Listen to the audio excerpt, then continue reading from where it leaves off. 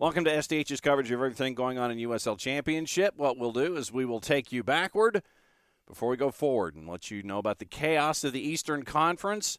And not as much chaos, but still a little bit of chaos in the West. And we'll get you ready for the games this weekend coming up in short order. So, as we promise, it is backward before we go forward. And we'll roll you through the weekend and what happened. A lot of activity. In your Saturday, first off, in a 4-5, Lou City wins in penalties at AutoZone Park 5-4, knocking out Memphis 9-01. It came down to the fifth frame before it was decided, and Lou City advances to the second round. Biggest upset on the board was in the East at Highmark, Detroit City and Pittsburgh. Here's how it went down, courtesy of our friends at the USL Championship, ESPN Plus, and YouTube. It's Sergei Demianchuk in the red, the referee in charge tonight to send us on our way here in the Eastern Conference quarterfinal. Pittsburgh and Detroit City. Here we go. Through for Dikwa, has some support as well. Bursting through the middle, it's Kizza.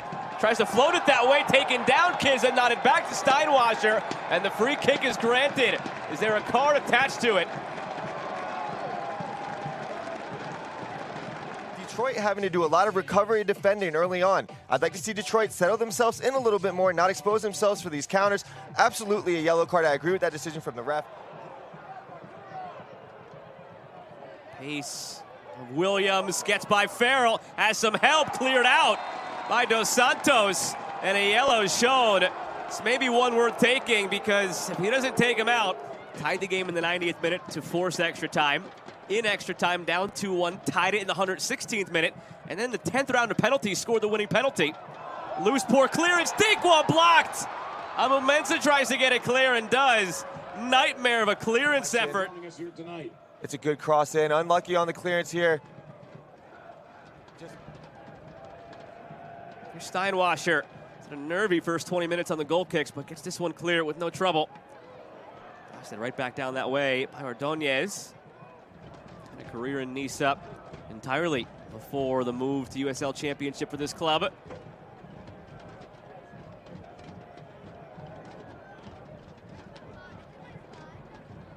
Amumensa floats it from Morris. Team leader with 7 goals this year lays it off for Williams, and it's just wide. Slowly bouncing. Awkward a hit, but it had Jamali Waite scrambling. Amumensa starts this attack. The left defender finds himself in the midfield on the right side. Missed clearance here from Pittsburgh. It's a good effort. Maxi Rodriguez, you're the attacking player. You see that hand on the ball. You see that hand coming off the ball. You're trying to create your team any different type of opportunity. So, you know, I don't fault the attacking player for trying to get a foot in there. If anything, I think that Pittsburgh was in the wrong for the way that they reacted. See, there's one of those big dinner boats coming now in the distance. Flicked on. And Jamali Waite, they keep it in. Oh, yeah. Almost. They're not going to like that. To a fault, actually, almost. Help create an issue afterwards. And that's actually official now. Finishes 1-1 through 90. Our first bonus soccer is actually the first game of the postseason. Louisville-Memphis.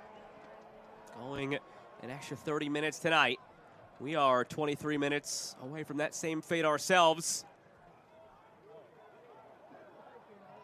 Dos Santos. Griffin nods it back in. Can you try to get a toe poke in that situation? You know that you're attacking with a head full of steam. Can you do anything you can to get a shot on goal? Maybe a little toe poke, but there's a good run there by Williams. All right, back the other way, looking for Kizza. Edward Kizza around the keeper and around the post. That's a good bit of back and forth action here. On the one side, you have Williams going down in the box, and on the other side here, they're able to counterattack quickly. Kizza does a good job of finding himself on the back shoulder of the center back, but credit to the goalkeeper there, Steinwasser. He does a good job of making it hard for Kizza. He has to try to round him. It's a difficult angle for him there. He does a good job closing down, making life difficult for Kizza. But can they get numbers behind? Can they get numbers in front of the goalkeeper so Waite's not able to come gather the possession? Can they take advantage of this opportunity? Rutz delivery. It's loose after the header from Matthews was snapped down. A chance again for Rutz to deliver. Headed away. Back out for Gasso. The ball had eyes and it found the net. Detroit City's ahead. Screamer of a strike through traffic. Detroit players doing a great job getting out of the way so the goalkeeper Waite can't see it. Perfect strike to the far post. Look at that. You cannot hit a ball better than that. San Diego in the opening round when San Antonio had the bye. So that's why the distinction again between 7 and 8 seeds doing it. Ever since 2016, this would be the 11th time a 7 or 8 had that opening round upset. And could see both in one night, by the way, in the East, because it's still 1-0 Birmingham on the road against 2-seed Tampa Bay. So how about that? We could see 1 and 2 fall on the same night, possibly, here in the East. Still plenty of time here, though, and a load of time there. Biasi on the turn, floats it through. Ibarra snaps it down. No trouble for Steinwasser. There's a world where that Eastern Conference final does exist, I'm sure. Chip through to Deke, the header punched away by Steinwasser. You knew he'd have to make one more save at some point, and he does there. Now it's out for a corner. He does a good job moving his feet, keeping himself active. Look how he moves his feet to make the save, even with a little bit of a slip, stays with it, able to stick his hand out. This ball from Deke had absolute eyes for the corner of the net. We have playoff chaos going on here, but what a big-time save from the keeper. That ball had eyes for the back of the net. Mertz, Deke still loose on the turn. Shawunmi ball still loose, kept out by Steinwasser. Still loose, and now set wide. Another corner coming. Steinwasser up to the task so far late. He's done a great, deals with a little bit of slips, goes to move his feet, big-time save here, and does a good job here, staying tall, staying up, keeping his body big. This might be the last chance here for the Riverhounds. Shawunmi cuts in. Shawunmi delivers. The header from Obregon is over the bar. And that could be it with 15 seconds remaining. It's another good ball in from Shawamba. He's had about 3 or 4 of them since subbing into the game. Just a little bit over the top. I think Steinwasser launches it. All eyes now on Demjanjuk. There's the whistle. Detroit City FC have their first ever USL Championship playoff victory, and the #1 overall seed is done.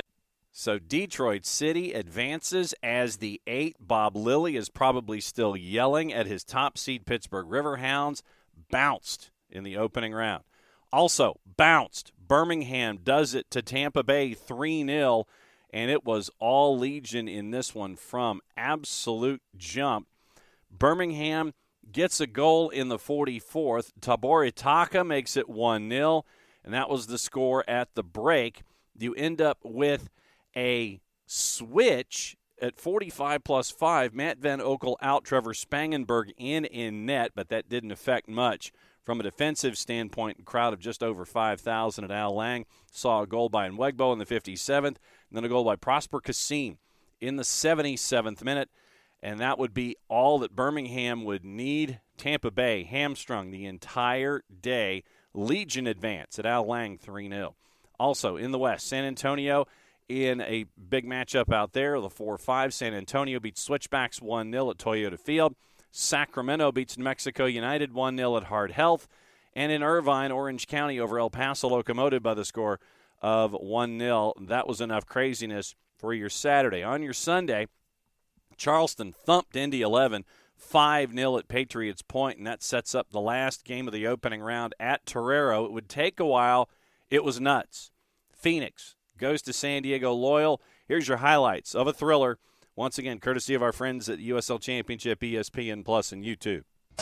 Getting set tonight from a sold-out Torero Stadium in San Diego. Jack Roan and Jordan Caruth, Darren Smith with you tonight. Gentlemen, it's been a pleasure these last 4 years, and now. But you try to remain as normal as possible.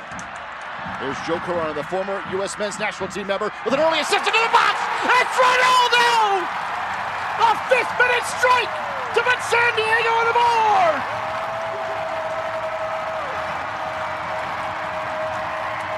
Ronaldo Dalmus. What a setup it was from Corona.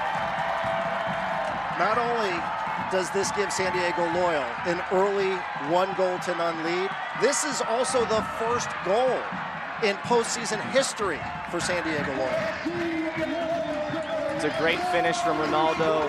An amazing pass from Corona, put it exactly where he needed to. Ronaldo just needed to get a foot to it, right? Just make sure you make contact, direct it in the right. San Diego's a goal to none. Even going back to the final home regular season game for San Diego. Little trip ahead here. It's Trejo. Trejo into the box. He's going to be pulled down. That's a penalty. The point to the spot. Trejo is pulled down from behind. It'll be a penalty and a potential equalizer.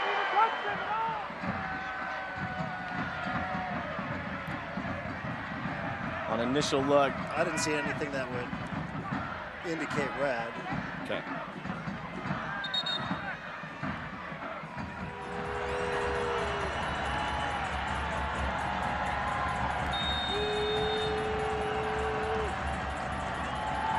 Armanakis stutter step in. We are even at 1 apiece as Phoenix converts in the 19th.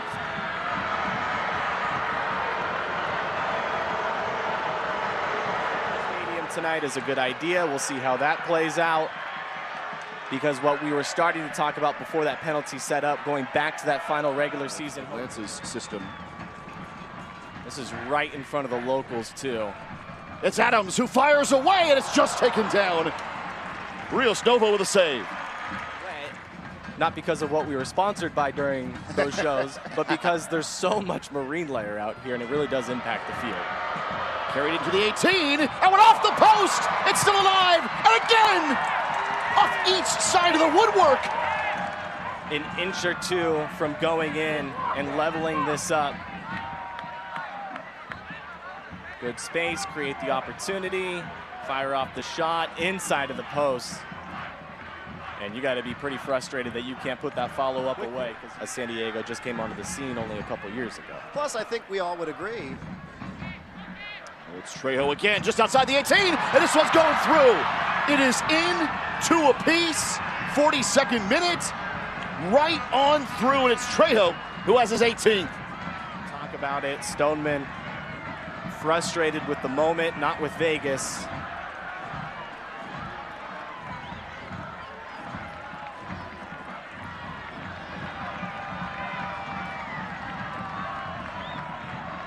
But for San Diego, that's a tough way to give up the equalizer.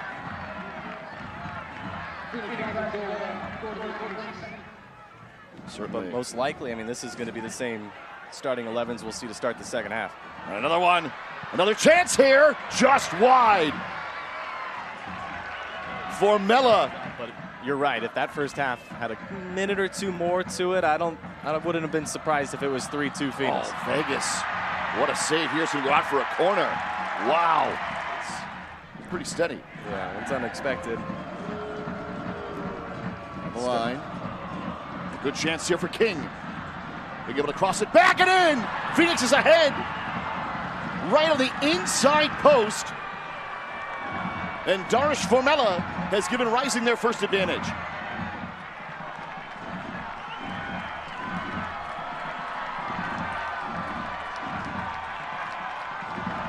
Guzman, who is just down, watches King go by. Take a touch off Stoneman. It looked like Stoneman did get a foot to it. Vegas, a chance here. Perhaps an open net. It's Trejo waiting. And they'll turn again. Oh, stopped by Vegas. Getting subbed on in the second half in a must-win game. You know he's desperate to make an impact. How about this? Perez is going to fire away. This is deflected, no, to be a goal kick. Because when you look at Nate Miller's options, Xavi Nolati has had some moments. Ronaldo again. There's Perez on the run, looking for the cross. It's in. Ronaldo! And it's taken down by Rios Novo. Chipped ahead from Oshoban. Toomey. Oh, he's taken down the point to the spot in stoppage time! Life at Torero Stadium. I don't know if Ronaldo is bluffing here just to have the Phoenix defenders try to get into his head. But as we see the play, Toomey.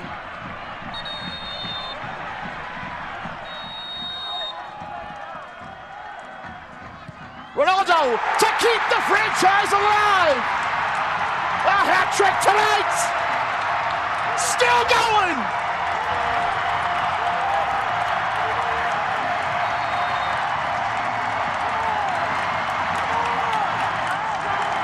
An injury in this one. So Guzman has assumed the center back role. How about that from Guido? Ahead for Toomey. Now to Ronaldo. It's just played on back. Oh, a chance for Conway in the box. This one's still alive. Perez takes a deflection here. Falls for Guido. Sent in again. Toomey heads it. Oh, it's just punch high. Corner for San Diego.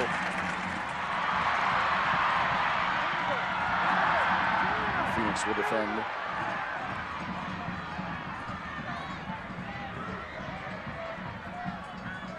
Gallardo ahead for Arteaga. He's got some room here. Arteaga to the top of the 18. Waiting, firing, and in.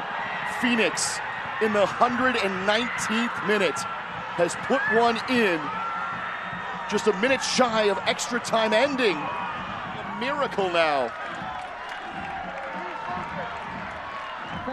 Okay, Vegas encouraging his teammates to get back, get ready, finish strong. Nate Miller doing the same. And you think maybe they don't realize the advantage that they had, but they continue to play forward. There's Formella again, who's already scored twice now in this match. Could be a potential game winner, blocked here by Vegas. And they will go out for a corner, which Phoenix will take all the time they need. And that is it. After 4 years, the journey has come to an end for the San Diego Loyal.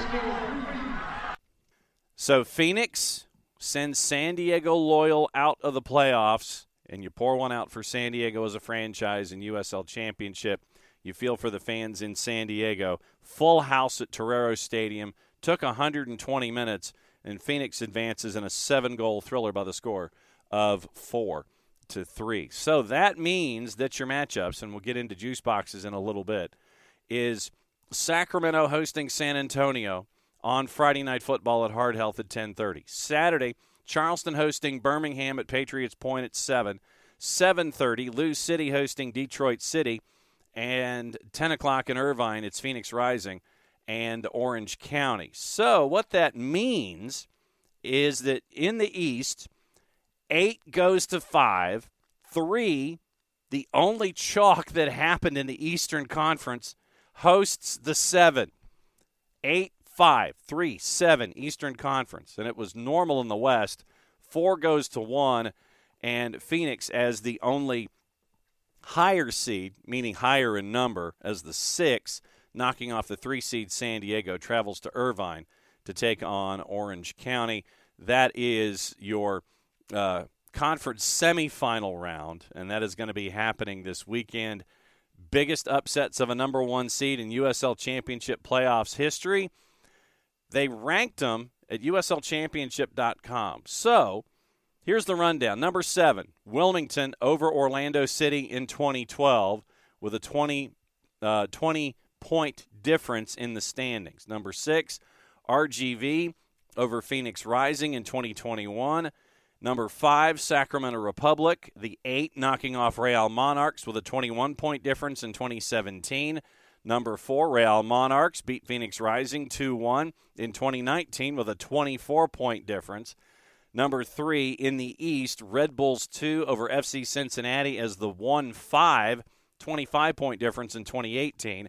Number 2, 1 versus 8, Harrisburg City Islanders at Disney's Wide World of Sports in 2014, a 25-point difference as the 1 over the 8 in Orlando City. Harrisburg City Islanders gets the 1-0 win. And then the biggest was the one that happened this past weekend. Detroit City is the 8 over Pittsburgh is the 1. 26-point difference on the board, and Detroit City advances in the chaos in the East. It was definite chaos going forward. So you've got all of this activity and getting everything squared away for what's going on. It's going to be very, very interesting to see how things are in the East without reseeding. So we'll see what happens as everything continues to grow in the conference semifinals. So we mentioned the schedule and everything, and it's think about what it would be if there was reseeding. There isn't, so you just kind of have to fly on your own and see what it looks like. Your juice boxes, by the way, it is Sacramento as a plus 116 at Hard Health, hosting San Antonio, who's a plus 214. Your draw is a plus 243. On your Saturday at 7 o'clock, Charleston favored at a minus 102 against Birmingham. Birmingham comes to town at a plus 264. 90-minute draws a plus 243. Lou City favored at a -139. Sure, go ahead and tell Detroit City that at a +353. 90-minute draws a +273. Orange County hosting Phoenix Rising. Orange County favored, but they're on the plus side at a +131. 90-minute draws a +243. And Phoenix Rising are a +187. So that's your juice boxes as you head into the second week of the playoffs in the championship. So very, very cool moments there involving activity in the USL Championship. So once again, with what happened, remember, you can always keep track of everything going on in USL Championship by going to uslchampionship.com, being a part of the Fan Zone, registering there, getting to share your opinions and your thoughts with fans just like you in USL Championship. Don't forget to be a part of the social media experience on the 280-character app on Facebook and on Instagram. You can follow all of that at USL Championship all season long. So really exciting weekend. Chaos in the East, normalcy in the West. We'll see what happens for week number 2. Can we beat it? We'll find out. If you are in market and can catch any one of the matchups in USL Championship this upcoming weekend for round 2 of the playoffs, please do. Quality play, especially if what happened in the Eastern Conference carries over to weekend number 2. If you're in Sacramento, if you're in Charleston, you're in Lou City, you're in Orange County and Irvine, California, catch the action. If you can't, follow along on your local providers. If you are out of market, can't follow along on the local provider, then follow along on ESPN Plus, the home of USL Championship and USL football, all season long to get you ready for the championship game coming up in just a couple weeks' time. So just make sure that your seatbelts are completely and totally fastened. Be ready to go. Let's see if the craziness continues. That's your rundown of everything in the USL Championship. I'm just John. Play it safe, everybody. From here at SDH, enjoy the action of the USL Championship.